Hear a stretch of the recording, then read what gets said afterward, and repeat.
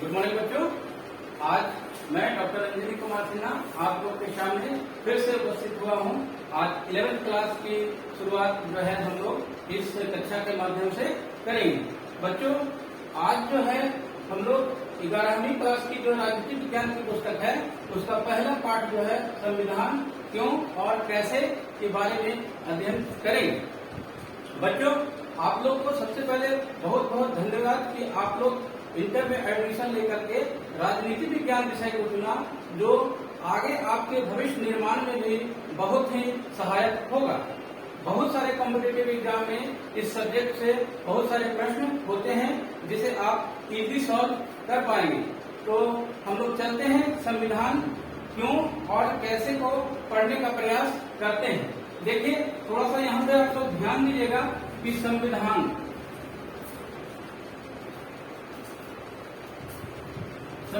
जो है विधान के संग्रह अर्थात नियम कानून विधि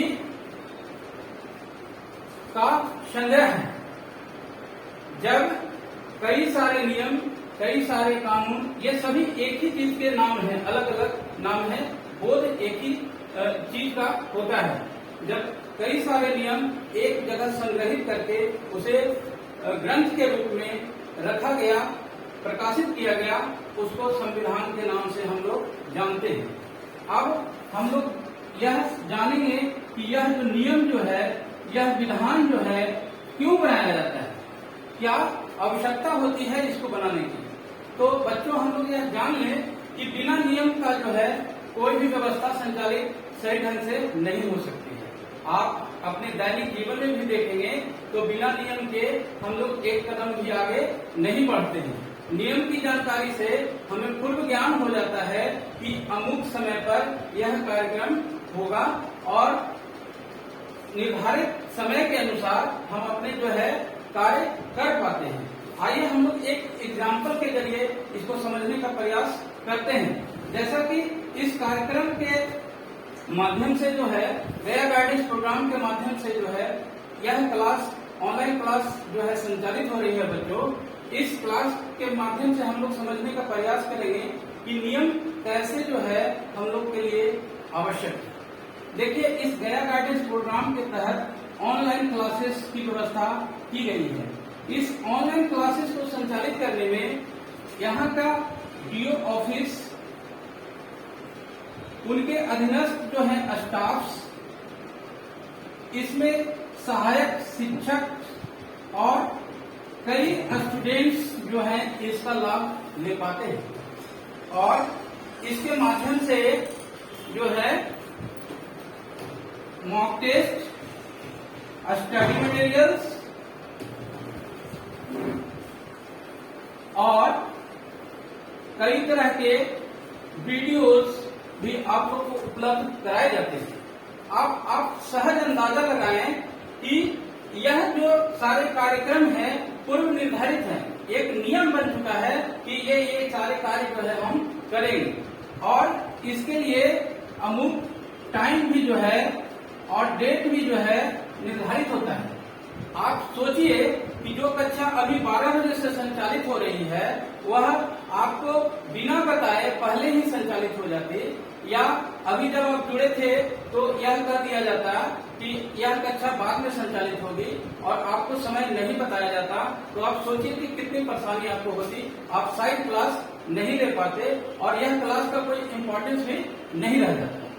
तो यहाँ से यह आप समझ पाइए कि नियम जब बनता है तो उससे पूरे समाज को जो है लाभ मिलता है। इस प्रोग्राम के निश्चित कार्यक्रम के अनुसार जो बच्चे लाइव हो पाते हैं उनके डाउट्स जो है ऑनलाइन क्लास के दरमियान ही जो है पूरी कर दी जाती है। जो बच्चे इससे नहीं जुड़ पाते हैं वह अपनी सुविधा अनुसार अपने क्लास को जो है ले पाने में सक्षम हो पाते हैं। तो यहाँ पर हम यह क्या देख पाए कि नियम जो है वह किसी संस्था, किसी ऑर्गेनाइजेशन, किसी सिविल सोसाइटी के जो पार्ट्स हैं उसको संचालित करने के लिए जो है बच्चों बहुत ही आवश्यक है। चलिए इसको हम आपसे संबंधित एक एग्जाम्पल लेते हैं जो आपको और बहुत आसानी से जो है समझा देगा कि नियम की क्या आवश्यकता होती है। अभी जस्ट आप लोग जो है मैट्रिक की परीक्षा पास किए हैं और कॉलेज में या इंटर विद्यालय में कहीं एडमिशन लिए हैं आप लोग। जस्ट इसके पहले आप लोग नवम और दसम क्लास की जो है पढ़ाई किए होंगे।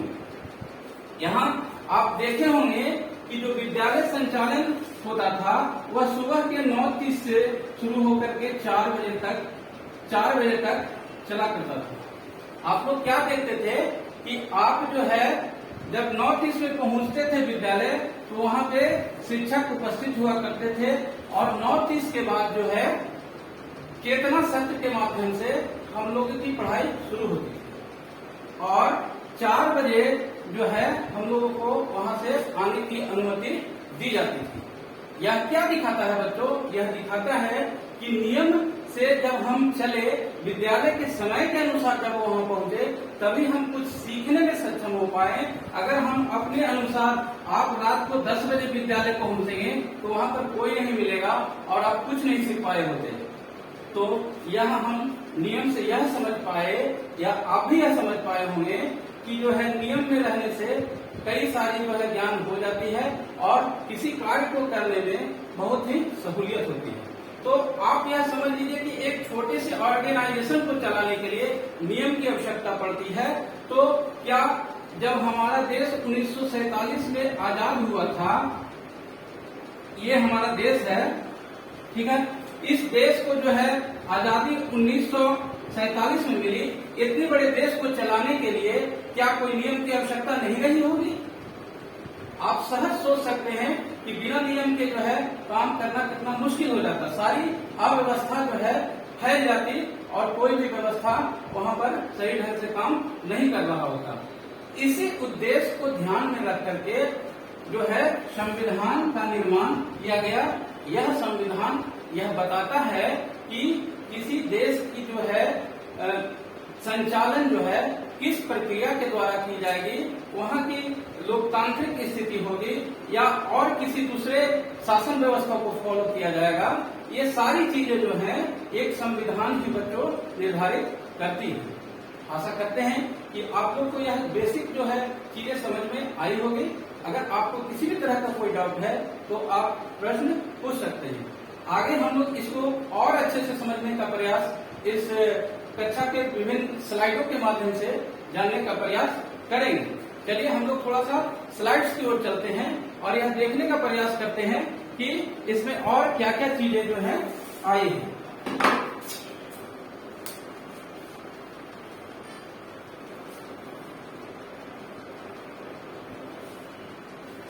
देखिए, यह जो आपको सामने दिखाई दे रहा है भारत का संविधान, यही वह कवर पृष्ठ है संविधान का जो इस तरह का दिखता है। आप यह जान ले कि यह संविधान जो है वह हिंदी भाषा का है, जबकि मूल संविधान जो था वह इंग्लिश में लिखा गया था। ठीक है, लेकिन यहाँ पर सिर्फ ऊपर का जो फ्रंट है बस इसी तरह का दिखता है। यहाँ पर जो है भारत का संविधान ना लिख करके कॉन्स्टिट्यूशन ऑफ इंडिया इंग्लिश माध्यम में लिखा हुआ मिलेगा। तो चलते हैं हम लोग आगे, इस के बाद जानने का प्रयास करते हैं कि इसका जो है निर्माण कैसे हुआ और इसके क्या क्या से कार्य हैं। यह देखिए बच्चों, यहाँ पर संविधान सभा की एक तस्वीर लगाई गई है जो आपको थोड़ा सा धुंधला है, लेकिन यहाँ यह आप देख पाएंगे कि एक सभा है जिसमें बहुत से लोग बैठे हुए हैं और हमारे प्रथम प्रधानमंत्री जवाहरलाल नेहरू जो है इस सभा को संबोधित करते नजर आ रहे हैं। चलिए आगे हम लोग बढ़ते हैं और यह आपको मैं बता दूं कि यह जो क्लास है यह 2 भाग में बटा हुआ है।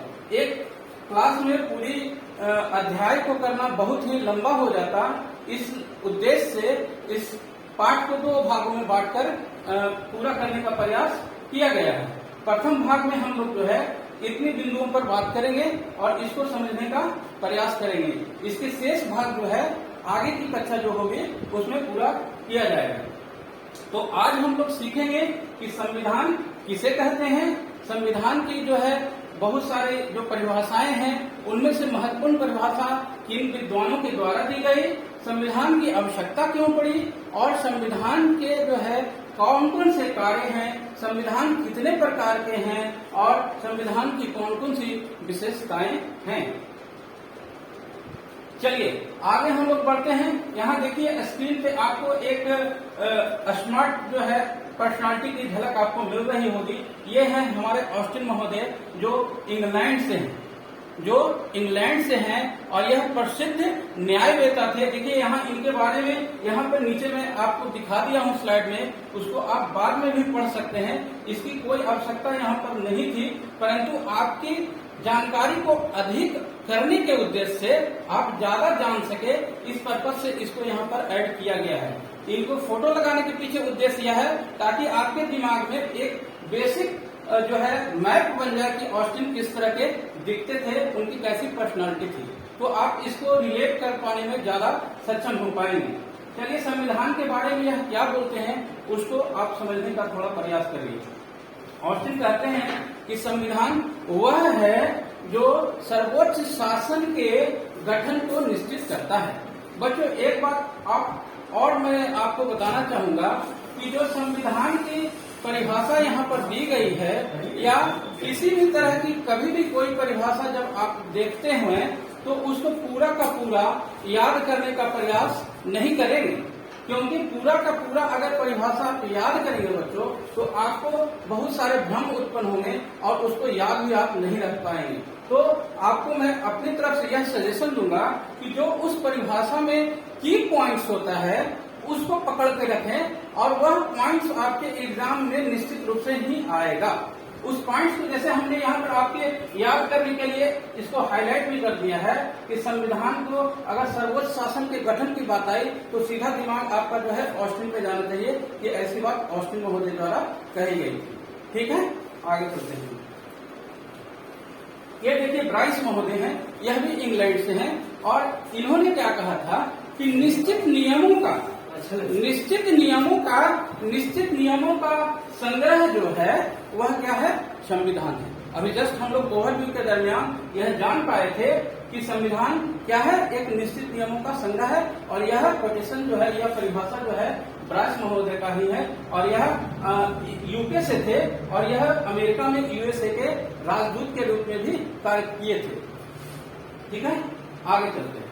ये देखिए डाइसी महोदय संविधान की परिभाषा देते समय यह कहते हैं कि सरकार की जो शक्ति होती है उसको प्रत्यक्ष और अप्रत्यक्ष तरीके से प्रभावित करने की जो शक्ति होती है वह संविधान में होती है। अर्थात संविधान वह है जो संप्रभु शक्ति अर्थात सरकार को जो है प्रत्यक्ष या अप्रत्यक्ष तरीके से प्रभावित करती है। यहाँ देखिए यह विधि के शासन की संकल्पना के जनक माने जाते हैं। विधि के शासन कहने का मतलब जो है वहाँ पर विधि की शासन होगी, किसी की मनमानी नहीं चलती है।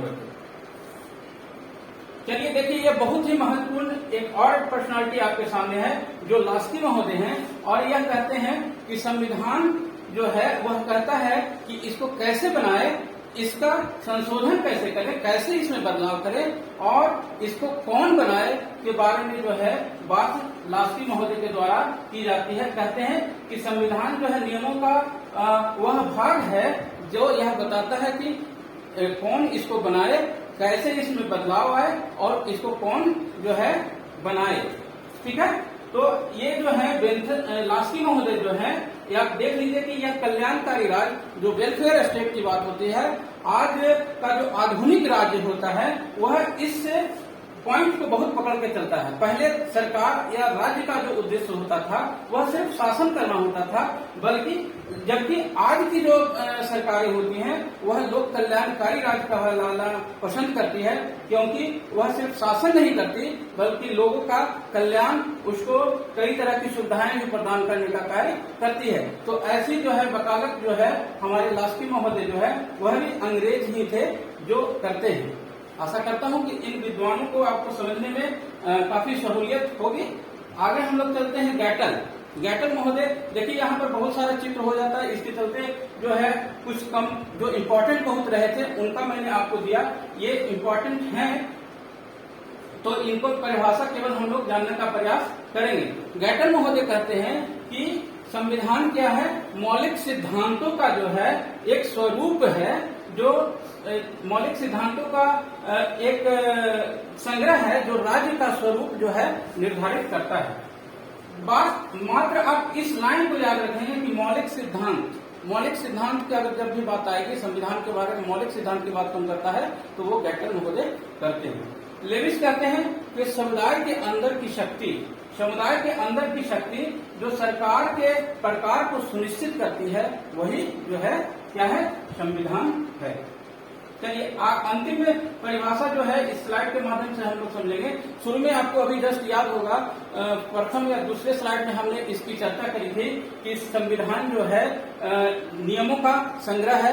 वो कौन कहे थे? अब बताइएगा। मैं आपके लिए अभी यहाँ पर सवाल कर रहा हूँ कि बताइएगा कि कौन कहे थे कि संविधान जो है नियमों का संग्रह है। यहाँ पर संविधान जो है ये गिलक्राइस्ट महोदय क्या कहते हैं कि संविधान जो है लिखित और अलिखित नियमों का जो है संग्रह है। दोनों में थोड़ा सा अंतर यहाँ पर आप ध्यान डाल लीजिए कि ब्राइस महोदय जो कहते हैं कि नियमों का संग्रह संविधान है और लिखित और अलिखित नियमों का संग्रह जो है वह संविधान है, ऐसा गिलक्राइस्ट महोदय कहते हैं।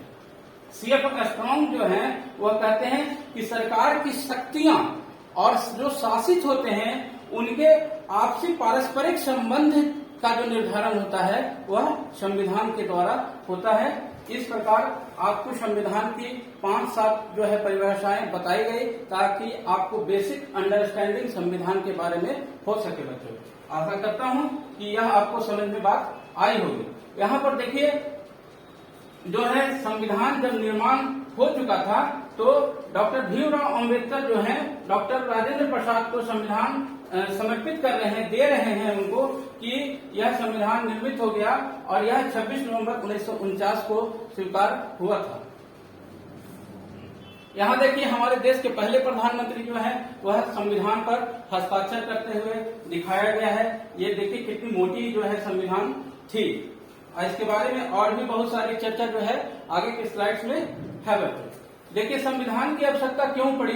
अब हम लोग यह जान गए कि संविधान किसको कहते हैं, संविधान का क्या अर्थ होता है, लेकिन हम लोग थोड़ा और बैकग्राउंड में जाएंगे और यह जानने का प्रयास करेंगे। हालांकि थोड़ी चर्चा हमने ओवरव्यू के दरमियान इसकी की थी कि इसकी आवश्यकता क्यों पड़ी, लेकिन थोड़ा सा इस ओर भी हम लोग स्लाइड्स के माध्यम से पढ़ने का प्रयास करेंगे। संविधान की आवश्यकता इसलिए पड़ी क्योंकि राज्य के स्वरूप जो होता है, चाहे वह लोकतांत्रिक हो, चाहे अध्यक्षात्मक हो या संसदीय व्यवस्था हो, किस तरह की प्रणाली जो है अपनाई जाएगी, यह व्यवस्था जो है संविधान के द्वारा ही निर्धारित होती है।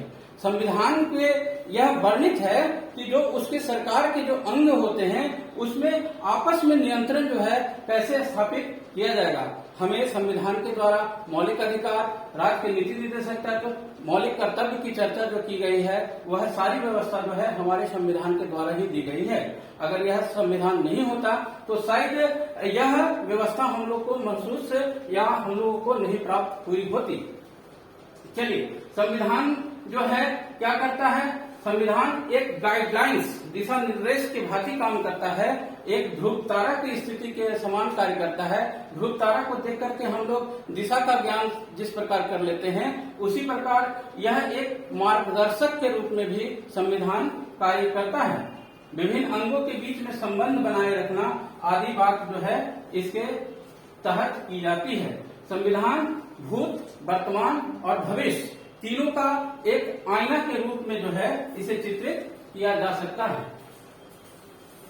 अब देखिए संविधान की जो प्रस्तावना है उसे आप निश्चित रूप से याद करने का प्रयास करेंगे। संविधान की प्रस्तावना याद करने से आपको संविधान की मूल जो बातें हैं वह समझने में आपको बहुत ही आसानी होगी। हम समझते हैं कि आप लोग 9वीं और 10वीं क्लास में थे, उस समय भी संविधान की प्रस्तावना जो है क्लास के शुरू होने से पहले चेतना सत्र में ही यह अधिकांश विद्यालयों में गवाया जाता है। अगर हम इसे समझने का प्रयास करें तो हम लोग इसको कैसे कहेंगे, हम भारत के लोग भारत को एक संपूर्ण, प्रभुत्व संपन्न, समाजवादी, पंथनिरपेक्ष, लोकतंत्रात्मक गणराज्य बनाने के लिए तथा उसके समस्त नागरिकों को सामाजिक, आर्थिक और राजनीतिक न्याय, विचार, अभिव्यक्ति, विश्वास, धर्म और उपासना की स्वतंत्रता, प्रतिष्ठा और अवसर की क्षमता प्राप्त कराने के लिए तथा उन सब में व्यक्ति की गरिमा और राष्ट्र की एकता एवं अखंडता सुनिश्चित करने वाली बंधुता बढ़ाने के लिए दृढ़ संकल्प होकर अपनी इस संविधान सभा में आज तारीख 26 नवंबर 1949 ईस्वी मिति मार्क्सिक शुक्ला सप्तमी संवत 2006 विक्रमी को एतद द्वारा इस संविधान को अंगीकृत, अधिनियमित और आत्मार्पित करते हैं। इस प्रकार आपको भी मैं उम्मीद करता हूं कि पूरी तरह यह प्रस्तावना याद होगा, और अगर नहीं याद है तो जरूर से जरूर याद कर लेंगे, क्योंकि आगामी दिनों में यह आपको जरूर से जरूर सहायक होगा बच्चों। चलिए, तो हम लोग इसमें जो महत्वपूर्ण जो बिंदु है, जो हाईलाइट्स किया हुआ आपको यहाँ पर दिख रहा है, हम समझते हैं कि इसके बारे में थोड़ी सी चर्चा जरूर कर ली जानी चाहिए। देखिए, समझिए यहाँ पर संपूर्ण प्रभुत्व संपन्न। प्रभुत्व संपन्न से क्या मतलब होता है? प्रभुत्व संपन्न से क्या मतलब होता है? जब एक देश की सरकार अपने क्षेत्र में जो उसका एरिया है उसके अंतर्गत स्वतंत्रता पूर्वक निर्णय करने में सक्षम होती है बिना किसी दबाव के, तब उसे हम संप्रभु राज्य का दर्जा देते हैं। भारत एक संप्रभु देश है, ठीक है। अब हम लोग चलते हैं समाजवादी व्यवस्था की ओर।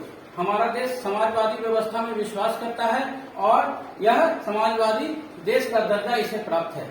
समाजवादी व्यवस्था में क्या होता है बच्चों, आप लोग को शायद पता ना हो, आप थोड़ा सा इसको समझने का प्रयास करेंगे। समाजवादी व्यवस्था यह कहती है कि देश में जितने भी व्यक्ति हैं उनको पूरी डेवलपमेंट करने की आजादी होगी, और जो उत्पादन के साधन होते हैं वह किसी व्यक्ति विशेष के अधिकार के तहत नहीं होती है, बल्कि इस पे अधिकार जो होता है वह सरकार की होती है, और इसमें किसी भी प्रकार का जो है किसी व्यक्ति विशेष को आगे बढ़ने से रोका नहीं जाता है। अर्थात यह आप समाजवादी व्यवस्था से यह समझ लें कि इसके अंतर्गत व्यक्ति को आगे बढ़ने की जो है सबको समान भाव से देखने की बात की जाती है। पंथ निरपेक्ष के अंतर्गत अगर हम बात करें तो भारत का कोई भी अपना धर्म नहीं है। यहाँ पर आप अगर हिंदू धर्म में भी जन्म लेते हैं तो दूसरे किसी अन्य धर्म को भी आप मानने के लिए स्वतंत्र हैं, अन्यथा परंतु अगर वह जोर जबरदस्ती से ना किया जाए। अभी समाचार माध्यमों के द्वारा भी हम लोग देखते हैं कि आए दिन आते रहता है कि जो है धर्म परिवर्तन जबरदस्ती करा दिया गया। वह जबरदस्ती धर्म परिवर्तन मान नहीं होती है बच्चों। याद रखें, जब आप अपनी इच्छा से बिना किसी दबाव के आप कोई भी धर्म मानते हैं तो सरकार आपको इसके लिए किसी भी तरह का दंड या किसी भी तरह का जो है विरोध नहीं करती है।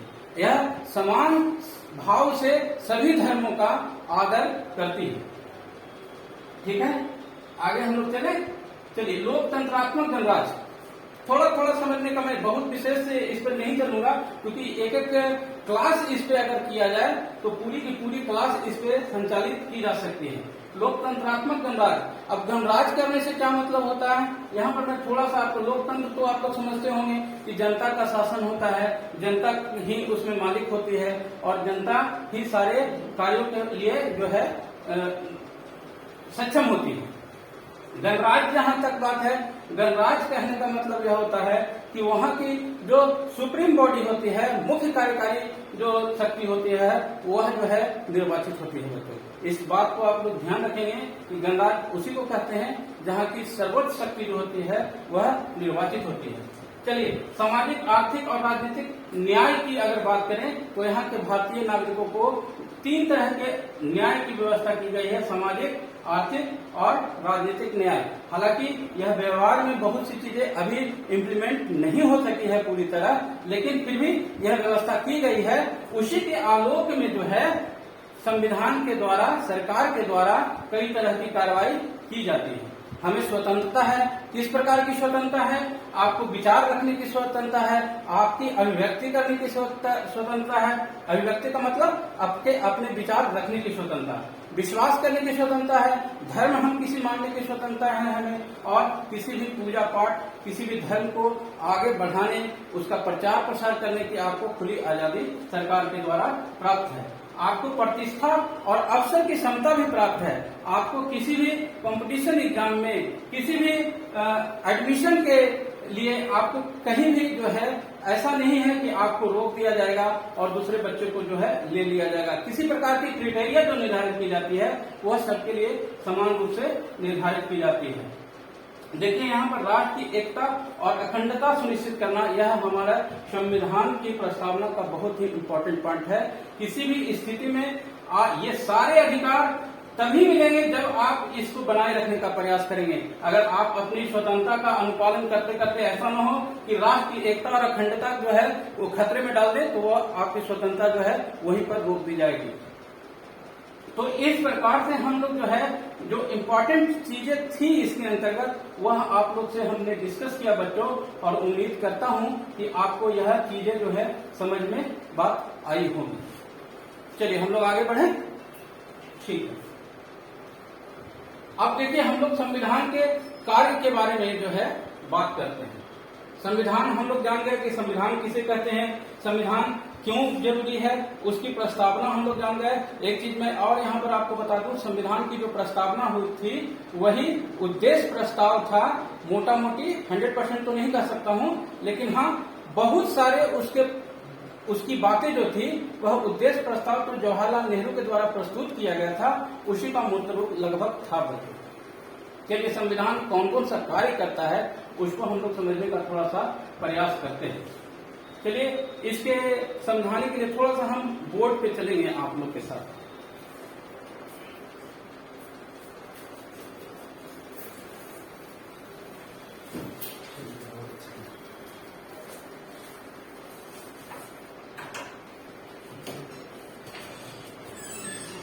देखिए संविधान का जो कार्य है वह पहला कार्य है समन्वय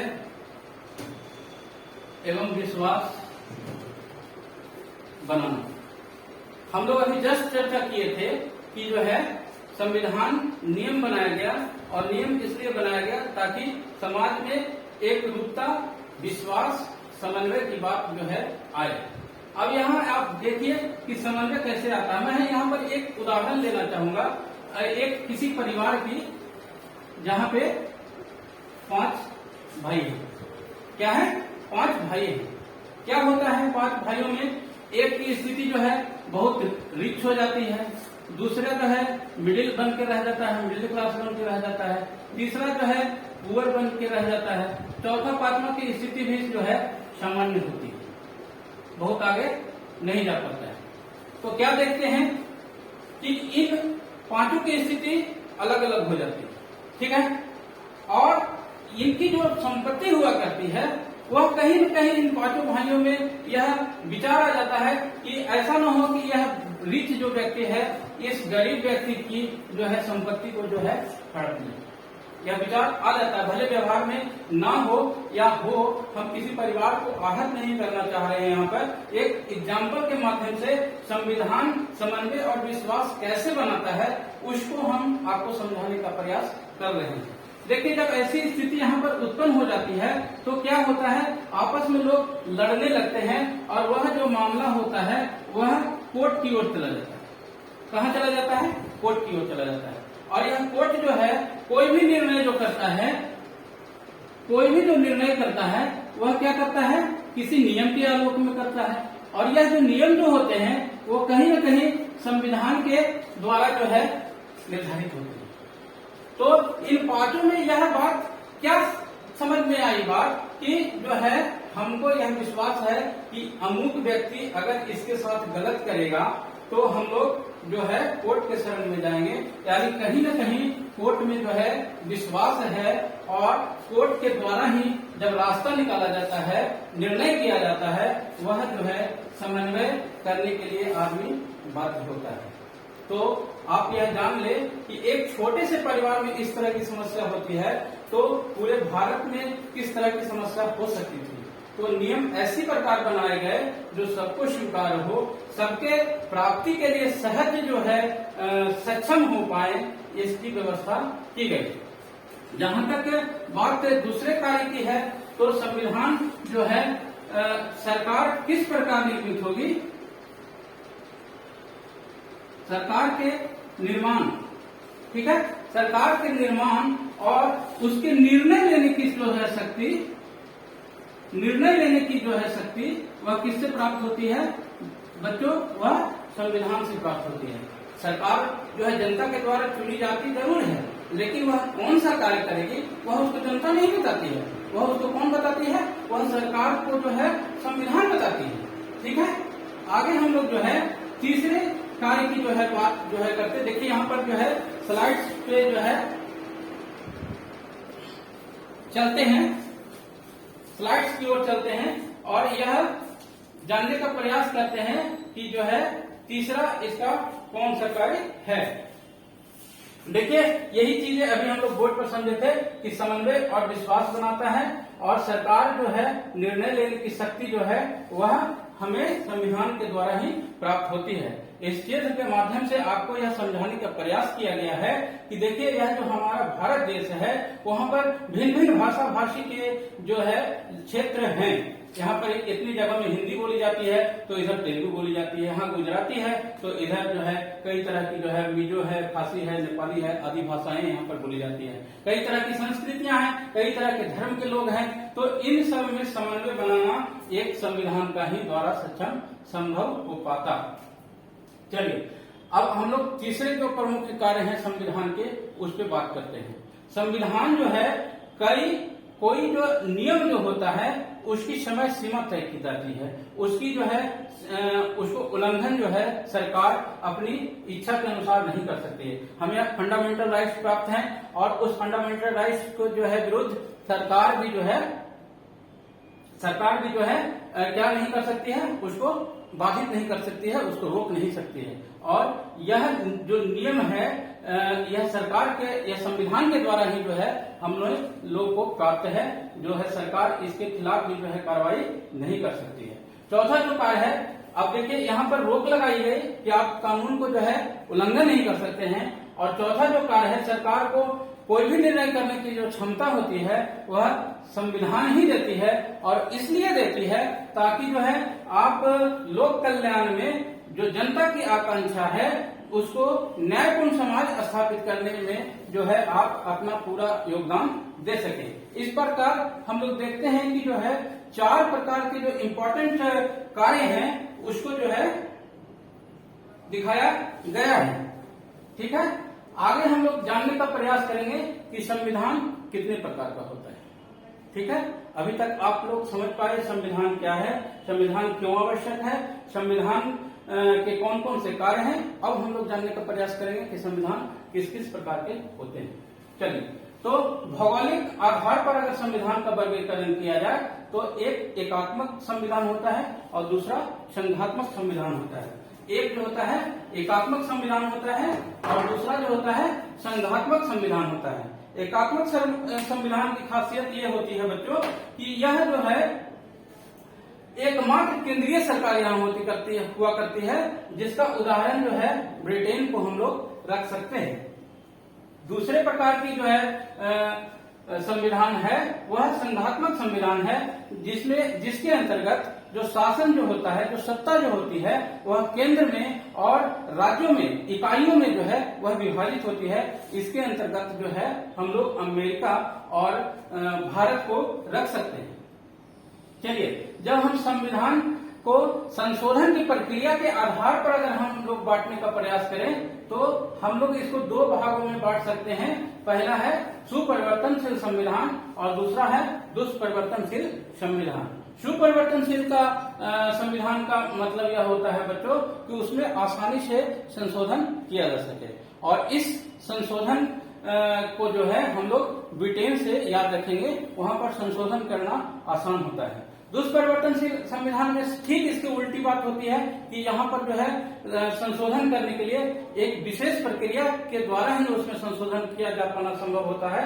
इसके अंतर्गत हम लोग यहाँ पे लिखा हुआ नहीं है, लेकिन आप नोट कर लें कि यूएसए का संविधान को हम लोग रख सकते हैं।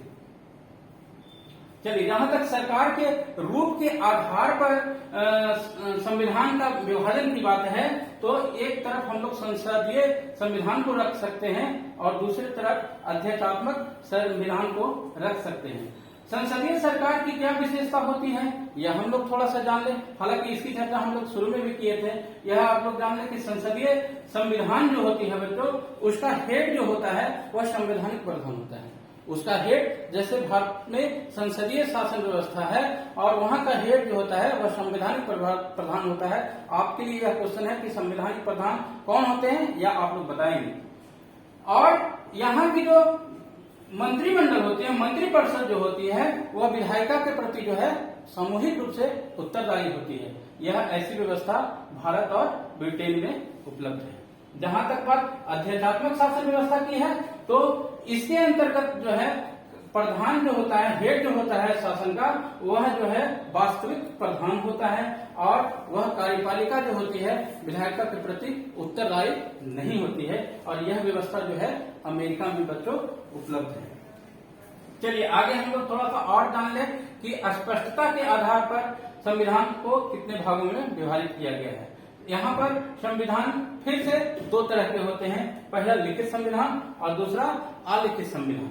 ठीक है, तो लिखित संविधान जो है उसको कैसे बनाया जाता है? उसको बनाया जाता है बच्चों, एक सिद्धांत होता है, एक समय सीमा होती है, एक निश्चित टाइम होता है, एक इकाई होती है, एक संविधान सभा होती है और उसके स्पष्ट जो है सारे ऑब्जेक्टिव्स होते हैं। उसको ध्यान में रख करके जब जो संविधान बनाया जाता है उसको हम लोग लिखित संविधान कहते हैं। उसे लिपिबद्ध किया जाता है, एक पुस्तक के रूप में, एक किताब के रूप में उसको संग्रहित करने का प्रयास किया जाता है। इसके अंतर्गत हम लोग अमेरिका, भारत और रूस तथा फ्रांस को संविधान को हम लोग रख सकते हैं। जहां तक बात अलिखित संविधान की है तो फिर से हम लोग चलेंगे ब्रिटेन की ओर। ब्रिटेन जो है अलिखित संविधान का उदाहरण है और अलिखित और लिखित संविधान में थोड़ा सा अंतर यहाँ पे आप लोग समझ लें कि लिखित संविधान कहने से मतलब यह नहीं होता है कि सारी चीजें उसमें लिखी हुई है। अलिखित संविधान कहने का मतलब यह नहीं होता है कि सारी चीजें उसमें अलिखित है यानी कि नहीं लिखी गई है, ऐसा नहीं है। लेकिन हाँ, जो मैक्सिमम चीजें होती हैं वहां पर लिखित संविधान में लिखी हुई होती है और अलिखित संविधान में जो है वह लिखी हुई नहीं होती है। और यह जो अलिखित संविधान होता है वह जनश्रुतियों, रीति रिवाजों और परंपराओं पर जो है उसका विकास होता है। यह एक निश्चित समय में न होकर करके एक विकास का परिणाम होता है। चलिए हम लोग संविधान के दूसरे रूप की ओर अगर जब बात करें तो हम लोग देखते हैं कि संविधान जो है विकसित संविधान होता है और निर्मित संविधान होता है। विकसित संविधान में हम लोग ब्रिटेन को रखेंगे और निर्मित संविधान में संयुक्त राज्य अमेरिका एवं भारत के संविधान को रखेंगे। विकसित संविधान किस लिए क्या कहा गया? क्योंकि यह एक टाइम में नहीं बना, यह धीरे धीरे जब जो आवश्यकता होती गई उसमें ऐड होता गया और एक निश्चित समय सीमा इसके अंतर्गत नहीं थी। जबकि संयुक्त राज्य और अमेरिका तथा भारत का संविधान जो है एक निश्चित टाइम टेबल में, एक निश्चित उद्देश्य के साथ, एक निश्चित संस्था के साथ बनाया गया, इसलिए इसे निर्मित संविधान का दर्जा प्राप्त है। बच्चों आशा करते हैं आप लोग को यह बातें समझ में आ रही होंगी। चलिए लास्ट ये वर्गीकरण है संविधान का, जो है अस्थायी संविधान और अस्थायी संविधान। देखिए संविधान बहुत से देशों में बनते हैं परंतु वह टिकाऊ नहीं होते, वह समय के साथ उसमें बदलाव हो जाता है। जैसे जहां तक अस्थायी संविधान की बात होती है तो इसमें कहा जाता है कि यह टिकाऊ होता है और काफी दिनों तक इसमें कोई परिवर्तन नहीं होता, जिसके अंतर्गत संयुक्त राज्य अमेरिका और भारत के संविधान को हम लोग लेंगे। यहाँ पर परिवर्तन करने से मतलब यह नहीं समझेंगे कि उसमें संशोधन नहीं किया गया। संशोधन तो होगा परंतु उसमें जो है पूरी तरीके से बदलाव जो है नहीं किया जाएगा। इस बात को आप अपने क्लियर कर लेंगे कि बदलाव, संशोधन करने का मतलब यह नहीं है, बदलाव कहने का तरीका का मतलब यह नहीं है कि इसमें संशोधन नहीं किया गया। जब पूरे तरीके से उसको बदल दिया जाता है तब उसको हम अस्थायी नहीं कहेंगे। अस्थायी किसे कहेंगे? जो लगातार चलता रहे, एक बार बना, जैसे भारत का संविधान जो है बना तो उसमें संशोधन भले होते रहा है लेकिन मूल जो बातें हैं उसी को आज भी हम लोग मान रहे हैं बच्चों। जहां तक अस्थायी संविधान की बात है तो यह हमेशा बदलते रहता है, इसमें बराबर जो है चेंजेस होते रहा है। जैसे इसका एग्जाम्पल अगर हम लोग लेना चाहें तो फ्रांस, पाकिस्तान और नेपाल, इसकी हिस्ट्री आप जानिएगा तो वहां का संविधान एक नहीं बल्कि दो नहीं, लगता है कि 4 या 5 बार जो है यहाँ का संविधान परिवर्तन हुआ है। चलिए आगे हम लोग चलते हैं और कक्षा के लास्ट की ओर हम लोग बढ़ रहे हैं। संविधान की मुख्य विशेषताओं की चर्चा कर करके इस कक्षा का हम लोग समापन करेंगे। क्योंकि क्लास बहुत लंबी ना हो इसका हम पूरा प्रयास कर रहे हैं, लेकिन इतनी सारी इसमें जानकारियां दी हुई है कि यह 2 नहीं बल्कि 4 क्लास में भी इसको लिया जा सकता था। खैर इसको हम लोग समझने का प्रयास करते हैं। संविधान की विशेषताएं क्या हम लोग जानते हैं या आप लोग भी जानते होंगे कि संविधान जो है भारत का सबसे लंबा और लिखित संविधान है। क्यों लंबा और लिखित संविधान है? क्योंकि यहाँ पे जितने भी फैक्ट्स हैं, जितने भी तरह की कार्रवाइयां हैं, जिस भी पद के लिए जो है निर्धारित है वह सारा उसमें लिखा हुआ है। ऐसा नहीं है कि आज के परिस्थिति के अनुसार उसकी व्याख्या की जा सकती है, और यह लिखित संविधान है। ठीक है, और इसको बनने में सबसे ज्यादा समय लगा, 2 वर्ष 11 माह 18 दिन का समय लगा। और इसमें जो है उस समय जब यह बना था तो उस समय भी 64 लाख रुपए लगभग बच्चों खर्च हुआ था। यह आप सोच सकते हैं कि जो है कितनी बड़ी राशि हुआ करती थी उस समय जब संविधान बना था बच्चों। ठीक है, दूसरे विशेषताएं की अगर हम बात करें तो विभिन्न स्रोतों से जो है यह विहित है, अर्थात इसमें कई देशों के संविधान की जो है बातें जो है ली गई है। जैसे फंडामेंटल राइट्स की बात जो हम लोग कर रहे हैं, मूल अधिकार की जो बात कर रहे हैं वह यूएसए से लिया गया है, और विधि का शासन जो है यूके से लिया गया है, यूनाइटेड किंगडम से लिया गया है। ठीक है, आगे हम लोग चलते हैं नम्यता एवं अनम्यता का समन्वय। जैसा कि थोड़ी देर पहले बात आई थी कि संविधान संशोधन की बात आई थी, तो उसके अंतर्गत हम लोग क्या देखे थे कि एक संविधान का जो तरीका था वह इजीली संशोधित हो जाता था, और दूसरा संविधान जो था बहुत जो है कठिन तरीके से जो है संशोधित होता था। लेकिन हमारा जो संविधान है वह दोनों का मिश्रण है। ना यहाँ पर जो है पूरी तरह से नम्यता है, साधारण बहुमत से संशोधन होता है, और ना ही जो है विशेष बहुमत से हर चीज में संशोधन की आवश्यकता पड़ती है। जहां पर साधारण बहुमत से काम हो सकता है, जैसे किसी राज्य को अगर सीमा बदलना हो, किसी राज्य का नाम बदलना हो तो उसको साधारण बहुमत से ही बदला जा सकता है। और किसी विशेष प्रक्रिया में जब विशेष बहुमत की आवश्यकता होती है तो उसके तहत संसद के 2/3 सदस्यों की अनिवार्यता जो है जरूरी होती है बच्चों। ठीक है, आगे हम लोग चलते हैं और इसकी अगली विशेषता के बारे में जानने का प्रयास करते हैं। एकात्मक की ओर झुकाव के साथ साथ संघीय ढांचा, बहुत ही इंपॉर्टेंट चीज है, इसको थोड़ा सा आप लोग जानने का प्रयास करिएगा। संघीय ढांचा, संघीय ढांचा से आप लोग क्या समझते हैं कि संघ कहने का मतलब क्या है? संघ कई लोगों से मिलकर बनता है, एक आदमी से तो संघ बनेगा नहीं। तो यहाँ पर संघीय ढांचा कहने का मतलब है कि जो है एक सत्ता केंद्र में होगी और दूसरी सत्ता जो होगी वह राज्य में होगी। ठीक है, यहाँ पर हम लोग क्या देखते हैं कि एक केंद्र सरकार है जहां मोदी जी हैं, और अगर हम लोग अपने बिहार की बात करें तो जो बिहार गवर्नमेंट की जो सरकार है वहां पे नीतीश सरकार है। ठीक है, तो यहाँ पर संघीय सरकार तो है लेकिन एकात्मकता की झुकाव और भी है, एकात्मकता की ओर झुकाव के साथ जो है संघीय व्यवस्था। इसका क्या मतलब हुआ कि जब किसी विशेष परिस्थिति उत्पन्न हो जाए तो वह जो है पूरा देश एक होता है। सेंट्रल की गवर्नमेंट ही जो है सारे प्रकार के निर्णय करती है। अगर सेंट्रल की गवर्नमेंट अगर कोई ऐसा नियम लाए जो बिहार की गवर्नमेंट के लिए मानना अनिवार्य होता है, अगर किसी दूसरे देश के साथ किसी प्रकार की पॉलिसी निर्धारित की जाती है तो वह जो है भारत सरकार करती है, ना कि जो है वह राज्य सरकार के द्वारा की जाती है। अर्थात कहीं न कहीं जो है हम लोग संघ की होते हुए भी जो है केंद्र की ओर जो है अभिमुख होते हैं। अगला हम लोग देखते हैं कि सरकार का संसदीय रूप। थोड़ी देर पहले भी हम आपको बताए थे कि संसदीय सरकार का जो है क्या मतलब होता है, आप लोग को पता होगा, लेकिन थोड़ा सा मैं फिर से इसको बता देता हूं कि संसद जो होती है वहां पर जो हेड होते हैं कार्यपालिका के वह वास्तविक हेड नहीं होते हैं और वह संवैधानिक प्रधान होते हैं। जैसे मैं पूछा था आपसे प्रश्न, अभी तक जवाब नहीं आया है, मैं बता दूं आपको, चलिए कोई बात नहीं है। वह राष्ट्रपति हुआ करते हैं और राष्ट्रपति जो होते हैं संवैधानिक प्रधान होते हैं, भारत में वास्तविक प्रधान नहीं होते हैं। और संसदीय व्यवस्था की यह खासियत होती है कि वहां की मंत्रिपरिषद जो है सामूहिक रूप से जिम्मेदार होती है, उत्तरदायी होती है।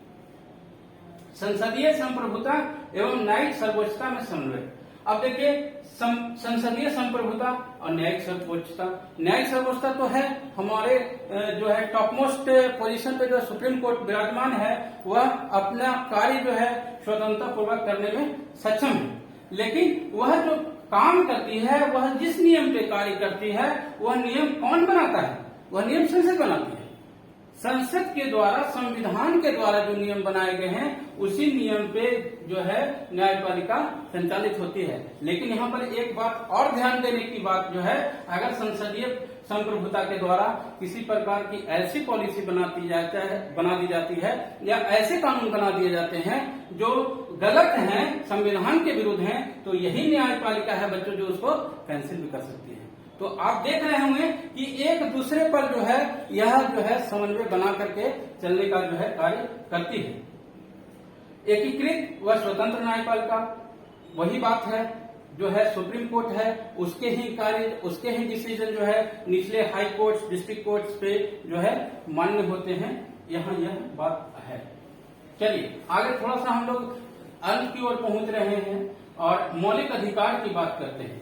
मौलिक अधिकार क्या होते हैं? हम लोग इसकी बात पहले भी कर चुके हैं कि यूएसए से प्राप्त है। और मौलिक अधिकार वे अधिकार होते हैं बच्चों जिससे हमारा विकास जुड़ा हुआ होता है। यह हम लोग के लिए अति आवश्यक होता है, जिससे भारतीय नागरिकों को समान रूप से अवसर प्राप्त होता है अपने डेवलपमेंट करने के लिए। और यह निगेटिव राइट्स होता है, सरकार के विरुद्ध प्राप्त होता है। कोई भी गवर्नमेंट राइट्स आपको नहीं देना चाहती, और अगर संविधान नहीं होता तो हमको यह अधिकार प्राप्त नहीं होते। विश्व में कई ऐसे देश हैं जहां की जनता को कोई भी राइट्स प्राप्त नहीं है। जैसे आप नॉर्थ कोरिया का उदाहरण ले सकते हैं। वहां की जनता को जो है जितनी हमें स्वतंत्रता प्राप्त है, उतनी वहां नहीं प्राप्त है बच्चों। यह आपके लिए एक होमवर्क है कि आप पता करके रखेंगे कि कौन कौन से ऐसे देश हैं, कम से कम 5 देश का पता करेंगे कि जहां मौलिक अधिकार प्राप्त नहीं है। चलिए राज्य के नीति निर्देशक तत्व की बात करते हैं। यह राज्य के नीति निर्देशक तत्व जो होते हैं, यह आपका कोर्ट में इसको नहीं लेके जाया जा सकता है। इसको मानने के लिए राज्य सरकार को आप बाध्य नहीं कर सकते हैं। इसको ध्यान में रख करके राज्य सरकार पॉलिसी भले बना सकती है और अपने नागरिक जो होते हैं उसके लिए विकास कार्य कर सकती है। ठीक है। और मौलिक अधिकार जो है, अगर आपका हनन होता है तो आप कोर्ट का दरवाजा जो है खटखटा सकते हैं। मौलिक कर्तव्य की बात करें तो मौलिक कर्तव्य आप जान ले कि मौलिक कर्तव्य जो है, जब हमारा संविधान बना था उस समय यह नहीं था। यह कब लागू हुआ? यह 42वां संविधान संशोधन 1976 में जब हुआ, इंदिरा गांधी उस समय सरकार हुआ करती थी, तो यह कर्तव्य जोड़ा गया। और क्यों जोड़ा गया, इसके पीछे बहुत अच्छी स्टोरी है कि जब इंदिरा गांधी की सरकार के समय में आपातकाल लगा हुआ था, तो कई तरह की ऐसी चीजें हुई जो इंदिरा सरकार को पसंद नहीं आई थी। उसके कारण जो है स्वर्ण सिंह नामक एक समिति बनाई गई, और उस स्वर्ण सिंह समिति के द्वारा यह सुझाव दिया गया कि जो है नागरिकों के भी कुछ कर्तव्य होने चाहिए, केवल उनके अधिकार नहीं होने चाहिए। यह हम लोग आम बोलचाल की भाषा में जानते हैं कि जब हमें राइट्स प्राप्त होता है तो उसके साथ जो है कर्तव्य भी हमारा बन जाता है। जैसे हमको पढ़ाने का अधिकार है, तो मेरा यह कर्तव्य बनता है कि जो बच्चे इस कार्यक्रम से जुड़ सके हैं उनको ज्यादा से ज्यादा अच्छी से अच्छी जानकारी उपलब्ध कराई जा सके। ठीक है। और भी आगे इसका स्पेशल क्लास आप लोग को दूसरे पार्ट में मिलेगा। मौलिक अधिकार, मौलिक कर्तव्य, राज्य के नीति निर्देशक तक, इससे हड़बड़ाने की आवश्यकता नहीं है। जितनी समझ में बातें आ रही है, बेसिक ओवरव्यू आप जानने का प्रयास करें। बाकी जो है दूसरी कक्षा में आपको समझाने का प्रयास पूरा किया जाएगा। धर्मनिरपेक्ष, यह प्रस्तावना के दरमियान ही हम लोग चर्चा कर लिए थे कि धर्मनिरपेक्ष राज्य से क्या मतलब होता है। अगला चलते हैं हम लोग सार्वभौम वयस्क मताधिकार।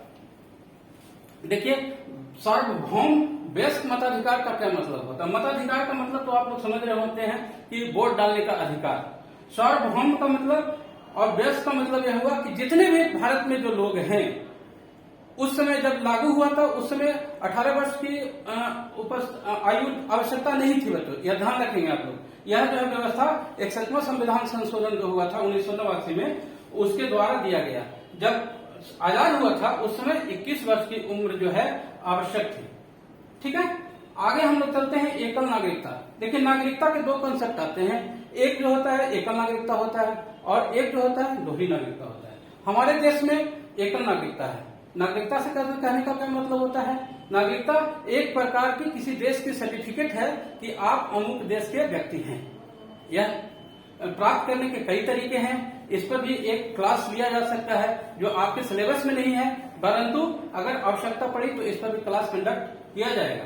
जहां तक बात है दोहरी नागरिकता की, तो आप यह जान लें कि दोहरी नागरिकता जो है यूएसए में प्राप्त है। वहां 50 स्टेट्स हैं और प्रत्येक स्टेट से 2 जो है मेंबर्स भेजे जाते हैं सीनेट में, और वही 2 मेंबर्स जो है पूरे देश के लिए कार्य करते हैं।